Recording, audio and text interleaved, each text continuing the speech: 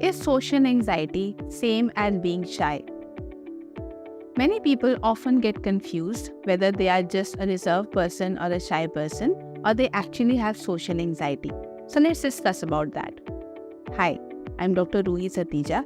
I am a psychiatrist and a therapist, and today I'm going to address a very simple phenomena between shyness and being socially anxious. Being shy is a personality trait. Many people feel awkward in going in social situations. They are not very comfortable in addressing large population or being comfortable with strangers, and that is absolutely okay. But if it starts interfering with your daily life, if it starts interfering with the way that you interact with people, and in some people, what happens is anxiety symptoms come, which means when you go out, you start feeling nervous, you start feeling physically sick. Some people feel pukish, that means they might get the feeling of vomiting, they might feel breathless, they might feel nervousness, trembling in the hands and feet, they might feel constipated or that belly butterflies. These are all signs of anxiety. If it becomes extreme, what happens is the pattern of avoidance starts. That means the person who is socially anxious will try to avoid any situation where they get exposure to new people because there is a feeling of being judged.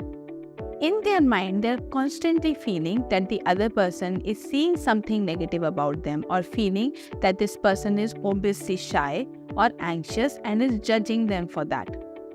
Social anxiety to a level is acceptable, but when it becomes extreme, what happens is it starts interfering with the progression of the person.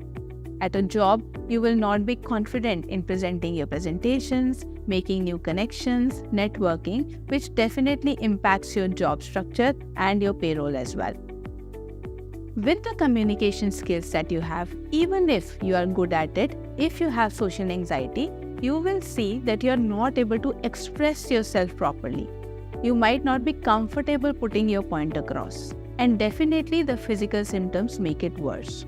And if you do not treat at the right time, if it becomes extreme, it leads to avoidance and isolation, where the person withdraws themselves from social situations and avoids meeting out and even going alone.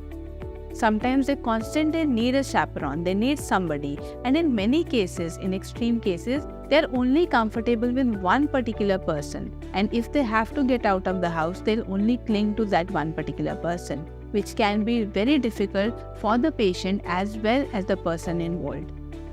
So shyness is a trait, but if it is more than that, it's high time that you understand that it could be social anxiety, and you can go for therapy for it.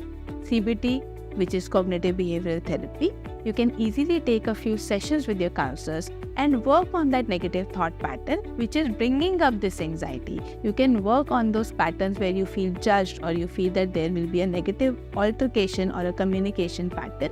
You can work on it and definitely come out of social anxiety. So do not confuse yourself as being shy if you are socially anxious, and work on this so that you can improve the quality of your life.